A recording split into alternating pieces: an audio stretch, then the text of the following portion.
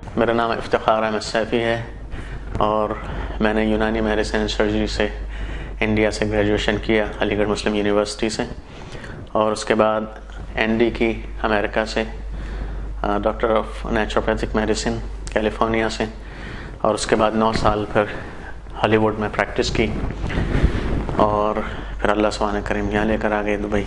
मेरी एक्सपर्टीज़ हैं syndrome x, यानी cardiovascular disease and diabetes and obesity, ये 3 चीज़। 25 साल मुझे मरीज़ देखते हुए करीब। हमारे पास अल्हम्दुलिल्लाह कितने सारे मरीज़ हैं कि उन लोगों को डायबिटीज़ थी। इस मेरी बात को सुनकर डॉक्टर्स को थोड़ा सा ताज्जुब होगा और से, यानी कि मैंने हो सकता है कुछ ऑब्जेक्ट भी करें, लेकिन कितने मेरे पास मरीज़ अल्हम्दुलिल्लाह इनको डायबिटीज़ थी, अभी कोई डायबिटीज़ मेडिसिन की ज़रूरत नहीं है उन्हें, और हमने उनको ऑब्ज़र्व किया है ना। खुद मुझे अल्लाह हम सब की हिफाज़त फरमाए, आपसे दुआ की दरख्वास्त है। आज से करीब 10 साल पहले तक डायबिटीज़ थी, और अल्लाह का एहसान है, अल्लाह का शुक्र है, अल्हम्दुलिल्लाह अभी नहीं, अल्लाह का एहसान है। तो तरतीब सही करने की ज़रूरत है। अच्छा, खाली इल्म से भी कुछ नहीं होगा, इल्म नॉलेज तो मुझे पहले भी थी, लेकिन अमल थोड़ा सा उसके ऊपर अमल करना पड़ेगा कुछ चीज़ों के ऊपर, और अल्लाह से मांगना भी, इंशाअल्लाह सदका कुरान भी है साथ में। तो मेरे पास बड़े सीरियस पेशेंट आए। मैं आपको और बात बताऊँ, यानी मेरे पास एक पेशेंट आए, उनकी 9 जो HbA1c थी 9 थी, कोई दवा भी नहीं ले रहे थे, और थोड़ा सा होता है डिनाइल, एक आदमी का कहता नहीं मैं तो आई एम फिट। तो मैंने उनके टेस्ट करवाया, मैंने कहा उसके बाद मैं आपसे बात करूँगा। पहले टेस्ट हमारे सामने होता है, इसको मरीज़ को फिक्र भी होती है थोड़ी सी, इसलिए करवाते हैं, फिर फॉलोअप भी करना होता है। तो वो टेस्ट के लिए भी तैयार नहीं थे, बड़ी मुश्किल। मैंने कहा मैं आपको ट्रीटमेंट नहीं कर सकता, मुझे ये चाहिए। जब उनका 9 आया देखा, फिर मैंने उनको, वो जो लैब वाले थे उन्होंने भी थोड़ा सा उनको समझा दिया, तो इसलिए थोड़े डरे हुए मेरे पास आए कि डॉक्टर साहब मुझे तो पता नहीं था इतनी शुगर हो रही है ये। फिर मैंने उनको कहा कि देखिए आपको दवा की भी ज़रूरत पड़ सकती है। मैं दवा नहीं लूँगा, मैं हरगिज़ नहीं लूँगा। तो मैंने कहा अच्छा ऐसा है। फिर आगे कुछ दिन के लिए मैं आपको बताता हूँ, 3 हफ्ते का सिर्फ प्रोग्राम है। अगर ये आप काबू में चीज़ें नहीं आ रही हैं, फिर आपके लिए दवा है, लेकिन आपको 3 हफ्ते के लिए सिर्फ ट्रायल है। तो ठीक है आप बताइए, मैं करूँगा। मैंने उनको पूरी तरतीब समझाई, जो मैं आपको बता रहा हूँ कि ये सैलड है, और फिर स्टीम सैलड है, उसके साथ ये गोश्त खा सकते हैं, चिकन खा सकते हैं, फिश खा सकते हैं, कम खाना है, और पूरी तरतीब जो ये सब मैंने उनको बताई। फिर मैंने उनसे कहा कि कभी कभी बहुत से मरीज़ों के साथ सीरियस होना पड़ता है, ईजी लेते हैं बहुत से मरीज़। तो मैंने कहा कि मुझे ये सारी चीज़ चाहिए, लेकिन मुझे हर खाने की तस्वीर चाहिए आपने जो खाए, और 1 हफ्ते, आप 3 हफ्ते के बाद, यानी कि आप 1 हफ्ते के बाद मुझे मैसेज करेंगे, ईमेल करेंगे, फिर 2 हफ्ते के बाद, 3 हफ्ते के बाद, और मुझे आपकी तस्वीरें भी चाहिए, और आप ये 3 टाइम 4 टाइम अपने ब्लड शुगर को यानी चेक करेंगे, उसकी रीडिंग मुझे चाहिए। और मुझे आपकी जो आपने ये जो खाना खाएंगे ना, तो उसकी मुझे आपका हाथ रख कर तस्वीर चाहिए। ये बहुत से लोग डाउनलोड करके मुझे दिखाते थे पहले, यानी सैलड दिखा दी और डाउनलोड करके डॉक्टर साहब ये खा रहा। तो मैंने कहा आपका हाथ मुझे मालूम है, आप अंगूठी वाली पहनते, ठीक है। तो मैंने उनके ऐसे करके फिर माशाल्लाह उन्होंने किया। अच्छा, जब उन्होंने शुरू में जो रीडिंग ली, तो कोई रीडिंग उनकी 300 से कम नहीं थी, 300 या 400 के बीच में थी। तो खुद परेशान हो गए देख के। उसके बाद अल्हम्दुलिल्लाह 3 हफ्ते के अंदर अंडर 200 हो गई उनकी शुगर विदाउट एनी मेडिकेशन। माशाल्लाह अब उसको काफ़ी अर्सा हो गया इस बात को, माशाल्लाह he is fine without medication. लेकिन अब उनको पता चल गया कैसे खाने की तरतीब है।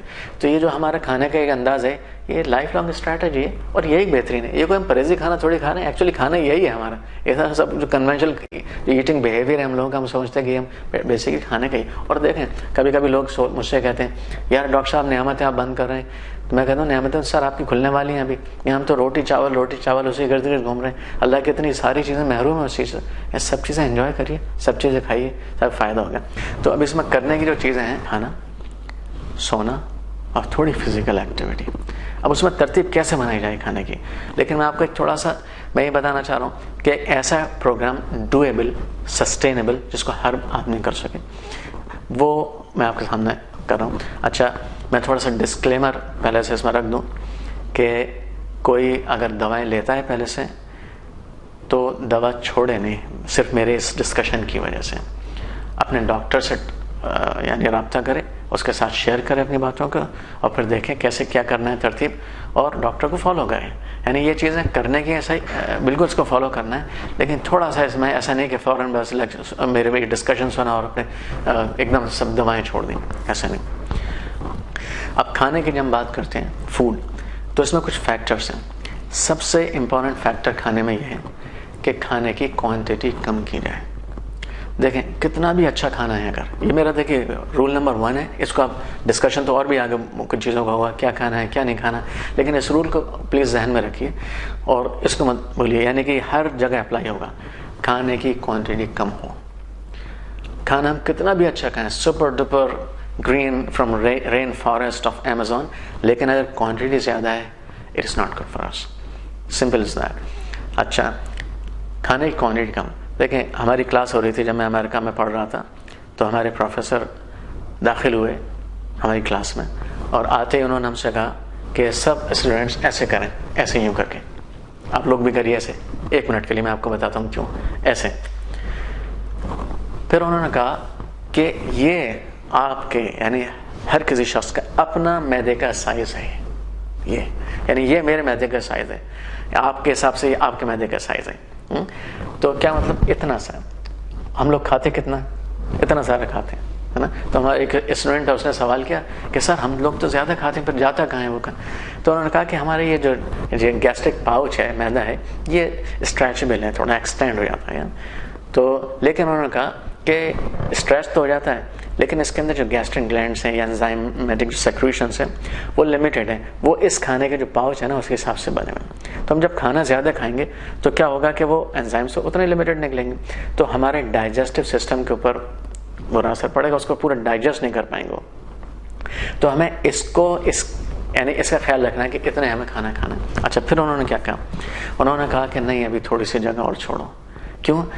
उन्होंने कहा कि भाई ये जो एंजाइम्स गिरेंगे जो उसको डाइजेस्ट करें खाने, वो भी तो इसी पाउच में करना है, तो leave some place for that also, some space. अच्छा, उसके बाद उन्होंने क्या कहा कि नहीं अभी थोड़ी सी और जगह छोड़ो, इसलिए कि खाना ये it's like a churning machine, जो घूमता है ना खाने से, थोड़ा सा उसमें पेरिस्टाल्टिक मूवमेंट्स होते हैं और उसमें थोड़ा कहने उसके लिए थोड़ा तो रूम छोड़ो, एकदम टाइट हो जाएगा तो फिर कैसे। तो इस तरह उन्होंने कहा। तो मुझे अल्लाह के रसूल सल्लल्लाहु अलैहि वसल्लम की हदीस याद आ गई कि आपने कहा पेट के 3 हिस्से करो, है मैदे के 3 हिस्से करो, तो वही वाली वो खाने कौन कौन से जिससे इंसुलिन का सेक्रेशन ज़्यादा होता है। नंबर 1 शुगर, वो तो हम सबको पता है। नंबर 2 कौन सा है? व्हीट। Number 3 rice. फिर बाकी जितनी भी और चीज़ें हैं, यानी उसमें मीठी चीज़ें जितनी भी आती हैं, फलों के ज़रिए भी हैं, ये सब चीज़ें उसमें। लेकिन देखें व्हीट, मैं आपको और एक मज़ेदार बात बताऊँ। हमारे एक प्रोफेसर से जब मेटाबॉलिक डिसऑर्डर्स की हमारी क्लास चल रही थी अमेरिका में, तो 3 जार लेकर आए अपने साथ, ग्लास के जार थे। 100 ग्राम एक में शुगर थी, दूसरे में 100 ग्राम राइस थे अनकुक्ड, और तीसरे में 100 ग्राम व्हीट फ्लावर था, आटा। उन्होंने हमसे ये सवाल किया कि अगर किसी को डायबिटीज़ है या कोई ओबीज है, वज़न कम करना चाहता है, तो इसमें से कौन से खाने उसको छोड़नी चाहिए, कौन सी चीज़ छोड़नी चाहिए। तो जाहिर सी बात है सबने कहा शुगर, ठीक है ना। फिर उसके बाद उन्होंने कहा तीनों ऑलमोस्ट ऑल सेम। आपको ताज्जुब होगा ये बात कि मैं कभी यहाँ लेक्चर भी देता हूँ डॉक्टर्स में, और तो अक्सर जो है डॉक्टर्स मुझसे सवाल करते हैं, मैं उनसे कहता हूँ कि तीनों चीज़ें बराबर हैं, तकरीबन। फ़र्क है लेकिन कितना फ़र्क है मैं आपको बताता हूँ। देखें 100 ग्राम अगर आप शुगर लेंगे तो उसमें करीब 18 चम्मच ग्लूकोज है, यानी देखिए शुगर भी कन्वर्ट ग्लूकोज में होगी बॉडी में, आटा जो है ये भी ग्लूकोज में कन्वर्ट होगा, राइस भी ग्लूकोज में कन्वर्ट, एंड प्रोडक्ट ग्लूकोज। जब आप शुगर लेंगे ये कन्वर्ट होगी ग्लूकोज में 100 ग्राम, तो करीब 18 चम्मच शक्कर बन 18 से 19 बनेगी। जब आप आटा होगा तो ये करीब 15 से 16 चम्मच, बल्कि अगर वो वाइट फ्लावर है तो 17 चम्मच, यानी 16-17 चम्मच शक्कर हुई। चले आप 15 से 16 मान लिए, सेफ। अच्छा, राइस 15-16, 2 से 3 मैक्सिमम 3 बल्कि 2 चम्मच का सिर्फ फ़र्क है शक्कर में, प्योर में, और आटे या चावल में के अंदर। हमें मालूम है कि हम 1 चम्मच, खासतौर से उसको डायबिटीज़ है, 1 चम्मच चाय में तो बेचारा पीता नहीं है, शक्कर है ना। और वो जो है अगर 100 ग्राम आटे की रोटी बनी हुई है तो उसमें 15 चम्मच 16 चम्मच शक्कर खा। और चावल की एक सेशन में मिसाल करूँ 150 ग्राम के चावल है, आप सोचे कितने हुए? 21 चम्मच, 22 चम्मच, 23 चम्मच, कितने हम रोटी खाए थे। डायबिटीज़ डे पर एक मेरा लेक्चर था, तो उसमें किसी ने मुझसे सवाल किया, ब्रेक में एक डॉक्टर थी, उनके शौहर भी डॉक्टर हैं, उन्होंने मुझसे कहा, ब्रेक था शायद लेक्चर का टॉपिक पहले दूसरा था, उन्होंने कहा मेरे शौहर को डायबिटीज़ है, वो साउथ इंडिया की थी, और मैंने उनको क्या करूँ, उनको तो कंट्रोल भी नहीं, यानी आउट ऑफ कंट्रोल उनकी डायबिटीज़ है। तो मैं क्या खाती हूँ मुझे थोड़ा सा ये बताइए। उन्होंने कहा हम लोग साउथ इंडिया में चावल खाते हैं, वो मैंने बंद कर दिया, रोटी देना शुरू कर दिया है। तो मैंने कहा होल व्हीट दे रही होंगी आप, क्योंकि एक होल व्हीट को एक बहुत बड़ी चीज़ समझ कर आदमी जो है ना तो सोचता है कितनी भी खा लो होल व्हीट है ना। तो उन्होंने कहा कि हाँ बिल्कुल डॉक्टर, होल व्हीट घर का बना हुआ। मैंने कहा ये बताइए कितने रोटी खाते हैं? कह लें 2 सुबह खाते हैं, 3 शाम दोपहर को खाते हैं और 2 जो है रात को खाते हैं। चावल बिल्कुल हमने बंद कर दिए। तो बड़ा मुझे तरस आया उनके ऊपर। तो मैंने कहा अच्छा तो डायबिटीज़ ठीक नहीं हो रही है? क्या नहीं ठीक नहीं? तो मैंने कहा इस अंदाज से तो मुझे नहीं लगता कि ठीक होगी, वजह क्या है? तो मैंने उनसे ही पूछा कि आप ये बताइए कि आपके 1 किलो आटे में कितनी रोटियां बनती हैं, आप बनाती हैं खुद? तो उन्होंने एक अंदाज से कहा शायद 16 रोटियां बनाती होंगी। तो मुझे ऐसा याद नहीं है नंबर्स। तो मैंने कहा अच्छा 16 को आप कन्वर्ट करिए। 16 का मतलब है शायद 70 ग्राम की रोटी बनी हुई होगी, है ना, 70 ग्राम। देखिए मैंने आपसे जैसे कहा 100 ग्राम आटे के अंदर करीब 16 चम्मच शक्कर, ठीक है। अब 70 ग्राम के आधे कितने होगी? 12 चम्मच, 11-12 चम्मच शक्कर, ठीक है ना। अब वो 7 रोटी खा रहे हैं, ठीक है ना, 7 रोटी खा रहे हैं। 70 ग्राम की अगर रोटी है 490 ग्राम्स हो गए ना, समझ गए ना। आप 400 ग्राम समझ लें, ठीक है ना। आप 350 ग्राम समझ लें वो रोटी खा रहे हैं रोजाना, ठीक है ना। अब आप अगर 400 ग्राम है मेरे मिसाल के तौर पर, आप मल्टीप्लाई करिए कितने चम्मच शक्कर, यानी आराम से अगर आप उसको 350 भी माने 300, यानी 50 चम्मच के शक्कर, 45 to 50 teaspoon a day this gentleman is eating every day and he expects his sugar to go down. समझ ना, इतनी अगर कोई खा रहे हैं इतनी सारी चम्मच शक्कर के, तो कैसे ग्लूकोज के, तो कैसे डायबिटीज सही होगी। अच्छा लोग पर यकीन नहीं आता किसी को जब मैं बात कर रहा हूँ, तो मैं उनसे कहता हूँ अभी आप गूगल करिए, सबके पास इंटरनेट है, अभी आप लोग बैठे हुए ना, आप गूगल करिए सब, आप ये टाइप करिए calories in 100 gram of wheat flour. Calories आप पहले टाइप करिए calories in 100 gram of sugar, calories आएंगे करीब 380, 84, 86, ठीक है। फिर आप टाइप करिए calories in 100 gram of wheat flour, ठीक है। उसमें ये करीब 320 to 340 आएंगे। वो इसलिए है कि वो होल व्हीट है या वाइट फ्लावर है, इस किस्म की चीज़ें आप आएंगी। अच्छा फिर चावल में भी ऐसी आएंगी, करीब 1 ग्राम में 4 कैलोरीज होती है, 1 ग्राम कार्बोहाइड्रेट में 4 कैलोरीज होती हैं। अब आप उससे डिवाइड कर दीजिए, आपको खुद पता चलेगा कितनी। यानी अगर सिर्फ आप ये देखें, बहुत ज़्यादा डीप में जाइए, थोड़ा मैथमेटिक्स यहाँ आ गया। आप ये देखिए कि 100 ग्राम आटे के शक्कर के अंदर 380 कैलोरीज हैं। तो आटे के अंदर अगर वाइट फ्लावर है, जो अक्सर हम लोग वही इस्तेमाल करते हैं, तो कितना आ गया?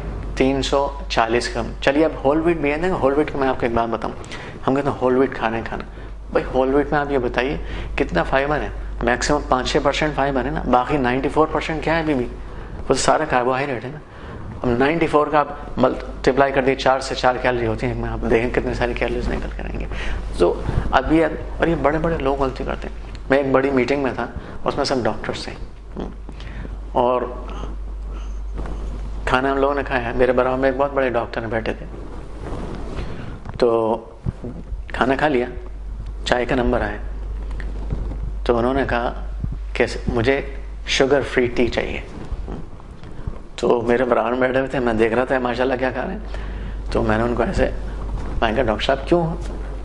अरब थे। मैंने कहा वाई? कह लेंगे वो आई हैव बॉर्डरलाइन डायबिटीज़, मुझे बॉर्डरलाइन डायबिटीज़ है। अब मैंने खैर उस वक्त कुछ नहीं कहा, सब लोग बैठे हुए। तो जब बाहर आए तो मैंने कहा डॉक्टर साहब आप क्या कर रहे हैं? आपने करीब 40 चम्मच शक्कर मेरे सामने खाई और आपको 1 चम्मच जो है बर्दाश्त नहीं। तो देखे उनका सवाल मुझसे क्या था। उन्होंने कहा डॉक्टर साहब मैंने 40 चम्मच कहाँ शक्कर खाई? मैंने कहा आपने वो मंदी जो चावल बिरयानी थी और जो सीरियन ब्रेड आप खा रहे थे, तो उसके अंदर तो हम लोग, मुझे आदत देखने बदल जाता ना, कमरा कहाँ में कितनी कैलोरीज किस में। तो मैंने कहा डॉक्टर साहब आपने, तो अब देखें उनका एक सवाल देखें। उन्होंने कहा क्या वो लोग इसमें शक्कर डाल दें क्या? मैंने कहा डॉक्टर साहब आप अगर ऐसी बातें करोगे तो आपके पेशेंट कैसी बातें करेंगे? तो नहीं, फिर मैंने उनको समझाया, मैंने इसमें कैलोरीज है, ये कार्बोहाइड्रेट है, कन्वर्ट होता है ग्लूकोज के अंदर। देखें तो ये जो चीज़ है इतना सोचता नहीं असल में आदमी, अगर सोचे तो जाहिर सी बात है डॉक्टर उनके समझ में आ जाएगा। तो ये हम लोग इतनी इतनी रोटियाँ, इतनी इतनी शुगर रोज़ाना, यानी 50 एवरेज चम्मच, यानी 40 से 50 एवरेज चम्मच शक्कर हम लोग रोज़ाना खा रहे हैं। तो अब बताइए हमारी डायबिटीज़ का क्या हाल होगा। अच्छा, एक और बात मैं आपको बताऊँ, ये बहुत इंटरेस्टिंग है, इसके ऊपर भी डॉक्टर्स काफ़ी कभी कभी तो घूर के देखते हैं मुझे, ठीक है। तो उसमें देखें, एक वक्त में हमारी बॉडी 1 टीस्पून शुगर हैंडल कर सकती है।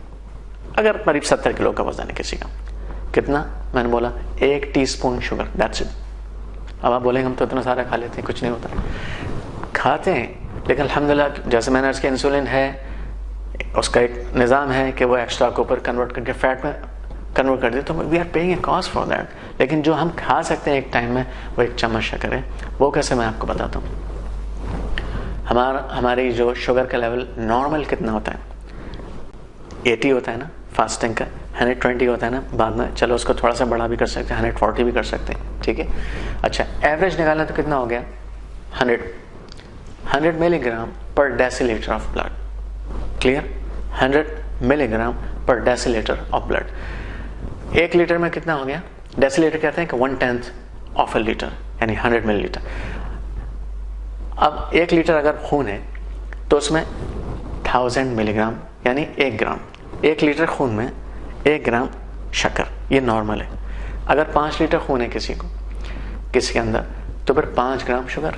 नॉर्मली 5, 5.5, 6 लीटर ऐसा खून होता है ना, 70 किलो या ऐसे ज़्यादा कुछ, तो एवरेज ये है। तो उसमें हमारा 5 ग्राम शुगर, क्या मतलब, अगर 5 ग्राम शुगर, अब 1 चम्मच में कितना आता है, 5 मिलीलीटर या 5 ग्राम, अगर हम 5 ग्राम से 2 टीस्पून कर दें, 10 ग्राम, हमारी शुगर 200 हो जाएगी। उधर होती नहीं है 200, इसलिए कि इंसुलिन है, उसको बैलेंस कर देती है। लेकिन we are paying continuously paying a cost for that, क्योंकि हमारे उसको या तो हमारे इंसुलिन इंसेंसिटिविटी उधर बढ़ रही है सेलुलर लेवल पर, या फिर हमारी फैट का एक्यूमुलेशन बढ़ रहा है, ट्राइग्लिसराइड्स का एक्यूमुलेशन बढ़ रहा है। तो ये जो चीज़ें हैं बहुत क्लियर हो जानी चाहिए इंशाल्लाह। तो एक वक्त में, जैसे मैंने अर्ज़ किया ना, नंबर 1 रूल ये है, बिफोर वी आर सिलेक्टिव कि हम क्या खाएं क्या ना खाएं, एक सबसे पहला रूल, खाने का पोर्शन साइज कम कर दिए। अगर इस रूल को फॉलो करें आप, पोर्शन साइज करके अल्हम्दुलिल्लाह जितनी हलाल और पाक चीज़ सब खा सकते हैं, लेकिन क्वांटिटी कम कर दी है ना। तो ये 2 चीज़ें अर्ज़ की कि खाना कम खाना है, फिर ये किया खाना क्या खाना है, उसमें अब खाना क्या खाना है, मैं एक थोड़ा सैम्पल मेन्यू मैं आपको बता देता हूँ कि मिसाल के तौर पर, यानी मैंने अर्ज किया अगर पोर्शन साइज कम करें सब चीज़ खा सकते, लेकिन मिसाल के तौर पर एक मरीज़ हमारे पास डायबिटीज़ वाला आ गया, एक कंडीशन उसको, तो उसको हमें उस कंडीशन को रिवर्स करना है, तो थोड़ा सा एग्रेसिव चेंजेस करने पड़ेंगे। तो हम शुरू में कहते हैं उसको एग्रेसिव चेंजेस करने पड़े, है ना, और फिर उसको followed by just moderate changes and then followed by good enough changes. लेकिन इन द बिगिनिंग अगर किसी को कोई कंडीशन ऑलरेडी है तो उसको थोड़ा सा एग्रेसिवली हम देखें, उसको हम कहते हैं भाई अभी बिल्कुल कार्बोहाइड्रेट छोड़ो। तो यानी बिल्कुल छोड़ने का मतलब कुछ अभी भी जा रहे होते हैं, तो उसको फिर हम कैसे कहते हैं, वो बहुत से लोग कहते हैं भाई मैं अगर रोटी नहीं खाऊंगा, चावल नहीं खाऊंगा तो सालन कैसे खाऊंगा, तो हम कहते हैं भाई सालन चम्मच से खाओ, है ना। तो अभी उसमें क्या करना है, सलाद जो बनती है, यानी सलाद में सिर्फ आप यानी खीरे आपने खा लिए, कुछ भी जो भी आपको यानी रॉ फॉर्म में खाने वाली सब्जी मिल जाए, नॉट जस्ट ग्रीन, कोई भी कलर की, है ना, सबको इकट्ठा कर लिए, चॉप कर लिए, थोड़ा सा उसको ऐसे शेप दे दिए खाई जा सके, चाहे तो उसमें कुछ यानी कि ऊपर से चीज़ है उसको टेस्टी भी हो थोड़ा सा, और यानी देखने में भी अच्छे लगे, ऐसे बना के खाइए, है ना। रेसिपी देख ली बहुत सारी, इस वक्त तो आप भरी पड़ी हैं रेसिपीज़, आप गूगल करिए आपको बहुत सारी रेसिपीज़ मिल जाएंगी, डाउनलोड करिए रेसिपीज़, उसको थोड़ा सा गेटअप भी आए ताकि हमारी आँखें भी उसको लें, उसको खाइए। जैतून का तेल भी डाल सकते हैं, ऊपर से सिरका डाल सकते हैं, नींबू डाल सकते हैं, ऐसे खाइए। ये आपका बेस मील हो गया। कभी आप क्या करिए, सब्जी को उबाल लीजिए, जब आप उबालें तो उसमें खूब सारा गार्लिक डाल सकते हैं, जिंजर डाल सकते हैं, अनियन भी थोड़ी बहुत डाल सकते हैं, किसी को अनियन से गैस वगैरह शिकायत तो कम डालें, पर ये चीज़ बेस चीज़ है। टमाटर खूब सारे डाल सकते हैं, उसमें फिर आपकी जो सब्ज़ी उसमें वो डालना है, और सब्ज़ी अगर है तो उसमें बहुत ज़्यादा पकाना नहीं है। अनियंस को, गार्लिक को आप ब्राउन भी कर सकते हैं, क्योंकि अनियन गार्लिक के साथ ये है कि अगर इसको ब्राउन भी करेंगे तो इसकी एफिकेसी में कमी नहीं आएगी, बल्कि इसके कहते हैं इसकी बढ़ जाती है ना। लेकिन अगर दूसरी चीज़ ज़्यादा पकाते हैं तो एंजाइम्स सारे डिलीट हो जाते हैं। तो सब्ज़ी को ज़्यादा नहीं पकाना चाहिए, लेकिन बीन्स को, दालों को अच्छी तरह पका सकते हैं, कोई मसला नहीं। तो सब्जी उबाल डाली, एक उबाल ले लिया, ये स्टीम कर ली, बेहतरीन सब्जी है। अब स्टीम सैलड भी उसको बोल सकते हैं, स्टीम सब्जी बोल सकते हैं। अगर स्टीम सैलड को समझेंगे तो आप चम्मच से भी खा सकते हैं, वरना आप सिर्फ सालन समझेंगे तो आपको रोटी की याद आएगी। तो अच्छा, फिर क्या कर सकते हैं, अगर आप सलाद के साथ या स्टीम सैलड के साथ में आप यानी कभी कुछ प्रोटीन रख लीजिए। उसमें क्या होता है, अगर आप खाली सलाद खा रहे हैं या खाली स्टीम सैलड खा रहे हैं, वेजिटेबल खा रहे हैं, आपको आधे घंटे के बाद भूख लगेगी। क्यों? क्योंकि हमारे सैटिस्फैक्टरी सेंटर है, यानी भूख का जो कहते हैं ना, यू आर डन नाउ, अभी खाना हो गया, उसको एक्टिवेट करने के लिए कुछ थोड़ा सा फैट या प्रोटीन की ज़रूरत होती है। तो थोड़ा सा आप उसमें मिला दें, जैसे मैंने कहा ना, आप कोई भी एनिमल प्रोटीन खा सकते हैं, आप चिकन खा सकते हैं, आप फिश खा सकते हैं, आप मटन खा सकते हैं। मैं ये नहीं कह रहा आपको रोज़ाना खाइए, ठीक है, तो एक दिन छोड़ के भी खा सकते हैं, हफ्ते में 3 बार खा लीजिए। अगर एक दिन छोड़ा तो आपने हफ्ते में ऑलमोस्ट 3 बार हो गया, यानी खाने आपके जो है ना 14 भी खाना रखें तो उसके आपको 3 खा सकते हैं, हर्ज नहीं इसमें। तो इस तरह से आप खा सकते हैं, जब आपको थोड़ा प्रोटीन मिलेगा, फैट मिलेगी, फिर आपको भूख भी नहीं लगेगी, देर तक आप सस्टेनेबल फूड हो जाएगा। फिर कभी कभी आप अंडा रख लीजिए, अंडे को उबालिए आप, उसके साथ में इसको मिला दिए सलाद के साथ में, बेहतरीन नेमत है अंडा, उसको खाइए। अच्छा, और कभी कभी आप कुछ थोड़े से आप अखरोट डाल लें, वॉलनट्स डाल लें, बादाम मिला लें उसके अंदर, है ना, इस तरह से वैरायटी कर सकते। कुछ नहीं तो चने उबाल लीजिए, काले वाले चने और बेटर देन वाइट चने, आप काले वाले चने को खूब उबाल के उसको डालें, वाइट चने भी इस्तेमाल करें, दालें इस्तेमाल करें, ये सब चीज़ खा सकते हैं। यानी जो वेजिटेरियन लोग हैं इसकी तरफ ज़्यादा ध्यान दें। तो ये इस तरह से आपके एक सस्टेनेबल और न्यूट्रिएंट रिच आपको खाना मिलेगा, और आपसे जो इंसुलिन जो स्पाइक होती है वो उसमें नहीं होगी, है ना, आपका ब्लड प्रेशर भी काबू में रहेगा, और आपकी डायबिटीज़ भी काबू में रहेगी, और आपका वेट भी काबू में रहेगा। आपके जो इन्फ्लामेटरी कंडीशन है बहुत सारी, कि ये जो खाना है ये एंटी इन्फ्लामेटरी है। और दूसरा हम जो खाना खा रहे होते हैं सारी चीज़ें ना, देखिए मैं आपको वीट के बारे में एक बात बताऊँ, खासतौर से मैं वीट को कम करने के लिए बोलता हूँ काफ़ी। एक तो मैंने आपको बताया कि इसका glycemic index, glycemic load value है, यानी कि ज़्यादा शुगर में कन्वर्ट होता है, फिर ज़्यादा इंसुलिन स्पाइक करता है। इसकी 2 चीज़ें बहुत ज़्यादा हैं, इसलिए मना करते हैं। दूसरे, वीट की जीन थोड़ी सी कॉम्प्रोमाइज्ड है, ये GMO यानी जेनेटिकली मॉडिफाइड चेंजेस इसमें आ चुके हैं, मॉडिफिकेशन हो चुके हैं इसके अंदर, यानी कि जो 50 साल पहले का जो वीट था ये वो नहीं है। इसके अंदर मिसाल के तौर पर एक चीज़ होती है ग्लूटेन, एक प्रोटीन है, तो बहुत से लोगों को ग्लूटेन हजम नहीं होती है, खासकर से मॉडिफाइड जो वर्जन है, इससे लीकी गट सिंड्रोम एक कंडीशन है वो होती है, फिर उसकी वजह से बहुत सारे जो है ना, यानी रिएक्टिव हाइपर इम्यून सिस्टम हो जाता है, ऑटोइम्यून डिसऑर्डर्स हो जाते हैं, बहुत सारा आर्थराइटिस, थायराइड कंडीशन इसी की वजह से, इवन डायबिटीज़ इसकी वजह से। और दूसरे एक चीज़ है एमिलोपेक्टिन A, इसके अंदर बहुत ज़्यादा है, जिससे कि low density lipoprotein cholesterol conversion बढ़ जाती है, यानी हमारी कोलेस्ट्रॉल बढ़ती है। हम सोचते हैं सर फैट खा रहे हैं, फैट छोड़ देते हैं खाने के लिए, हालांकि जो चीज़ छोड़ने की है वो नहीं छोड़ते, तो यानी उससे होता है। दूसरे इसके अंदर एक चीज़ होती है ग्लाइडिन, ग्लाइडिन से क्या होता है कि ये आपको भूख बहुत ज़्यादा लगती है ना, क्योंकि इसके साथ एक फील एंड गुड मेमोरी आपके अंदर ये वीट छोड़ता है, इसलिए वीट की क्रेविंग आपने देखा बहुत ज़्यादा होती है, आदमी वीट ही खाता रहता है। तो इसलिए दूसरे ये कि जब आप वीट खाना, मिसाल का तौर आपने एक बार इस तरह कार्बोहाइड्रेट रिच खाना, आपको मैंने जैसा अर्ज किया भूख जल्दी लगेगी, इंसुलिन स्पाइक होती है, पर छोड़ना मुश्किल होता है। उसके लिए तरीका ये है कि जब आप खाना खाएं, आपने यानी स्टीम सैलड ले ली या कभी रॉ सैलड ले ली, उसके अंदर वैरायटी चेंज करते रहिए प्रोटीन्स की, फैट्स की, तो फिर आपको इंशाल्लाह वो स्पाइक जो होती नहीं होती, इसलिए आपको बहुत ज़्यादा भूख भी नहीं लगेगी, क्रेविंग भी धीरे धीरे इंशाल्लाह फिर ख़त्म हो जाएगी। और आप हफ्ते में एक दिन एंजॉय कर सकते हैं वीट को, राइस को। ये मैं बात अर्ज कर रहा हूँ उनको जिनको डायबिटीज़ है और सीवियर डायबिटीज़ है ख़ास तौर से। तो अब थोड़े से आप ये करें नींद के बारे में। नींद एक बहुत इंपॉर्टेंट चीज़ है और इसको अक्सर लोग कम अहमियत देते हैं, यानी लोग एक्सरसाइज को भी अहमियत बहुत से देते हैं, यानी खाने का वाइटामिन भी खाएंगे और एक्सरसाइज भी करेंगे, लेकिन नींद कम से कम ज़रूरी, इतनी ज़रूरी चीज़ जितना खाना या एक्सरसाइज है, क्योंकि आपकी जो पूरे मसल की रिकवरी होती है वो ज़्यादातर सोते वक्त होती है। और थोड़ी बहुत एक्सरसाइज मैं आपसे अर्ज करता हूँ, and walking is the best exercise, it's most sustainable exercise. हर आदमी कर सकता है, हर वक्त कर सकता है, हर जगह कर सकता है अपने हिसाब से। बहुत से लोग कहते हैं कब करूँ मैं वॉकिंग, तो वॉकिंग का या कोई भी एक्सरसाइज का कभी भी करना ना करने से बेहतर है, कभी भी करें ना करने से बेहतर है। हाँ, सबसे अच्छा टाइम सुबह का, लेकिन ना करने से बेहतर कभी भी कर लें आप कुछ ना कुछ जरूर, और एक्सरसाइज करें। बहुत से लोग अक्सर मुझे मालूम करते हैं, व्हाट्सएप भी करते हैं, कॉल करते हैं कि डॉक्टर साहब वो फलाना चीज़ के बारे में क्या ख्याल है, आजकल उसके बारे में बड़ा सुना है, बहुत फ़ायदा करिए। कोई कह रहा है कि इंजीर को हम उसमें मिला के खाते हैं ऑलिव ऑयल के अंदर, है ना, कोई कुछ। तो सब चीज़ें बहुत अच्छी हैं, यानी इनको तो हम इनकार ही नहीं कर सकते इनके लिए, लेकिन लोग कहते हैं हमें डॉक्टर साहब फ़ायदा नहीं हो रहा। वजह क्या है कि हम ऐड करते जाते हैं चीज़ों को, हमको डिलीट नहीं करें चीज़ों का। तो जब तक डिलीट नहीं करेंगे तो फ़ायदा नहीं होगा। तो ये जो चीज़ है इसका बहुत ख्याल रखना है, बिल्कुल लो प्रोफाइल ईटिंग हैबिट्स आपकी हो जाएं, उसके साथ जो कुछ खाएंगे इंशाल्लाह आपको पूरा फ़ायदा होगा। अल्लाह आपको बेहतरीन जज़ा खैर दे और शिफा दे, और कुरान और सदक़े का यानी उसकी पाबंदी करिए, और आपसे दरख्वास्त है मेरे लिए भी दुआ करिए। अस्सलाम वालेकुम रहमतुल्लाह। मैसेज टीवी के चैनल को सब्सक्राइब कीजिए और अमन के पैगाम को फैलाने में हमारी मदद कीजिए। सब्सक्राइब करने के बाद बेल के आइकॉन पर क्लिक कीजिए। आपका अपना मैसेज टीवी।